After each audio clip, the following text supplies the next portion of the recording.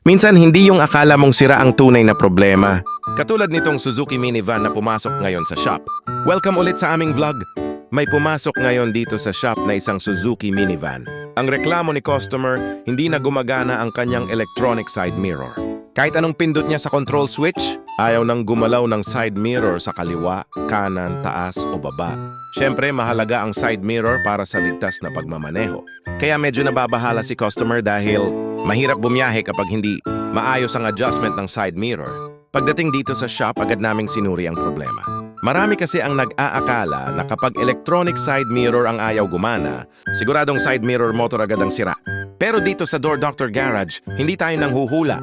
Sinisiguro muna natin kung saan talaga nanggagaling ang problema bago tayo magdesisyon kung ano ang gagawin.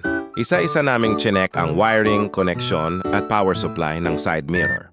Matapos ang masusing pagsusuri, nakita namin na maayos naman ang side mirror at wala ring problema ang wiring nito.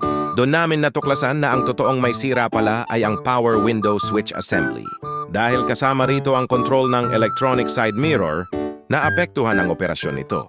Kaya kahit maayos ang side mirror, hindi ito gumagana dahil hindi nakakarating ng tama ang signal mula sa switch. At syempre, alam ninyo naman ang patakaran natin dito sa shop. Basta kaya pang i-repair, repair muna tayo. Hindi agad tayo nagpapalit ng piyesa, lalo na kung maaari pa itong maibalik. Sa maayos na kondisyon, maingat naming ni-repair ang power window switch. Nilinis ang mga contact, inayos ang mga bahagi na may problema, at siniguradong maayos na ulit ang daloy ng kuryente. Pagkatapos ng repair, sinubukan namin ulit ang electronic side mirror. At ayun, gumana na ulit ng maayos. Naia-adjust na ulit ni customer ang kanyang side mirror sa lahat ng direksyon.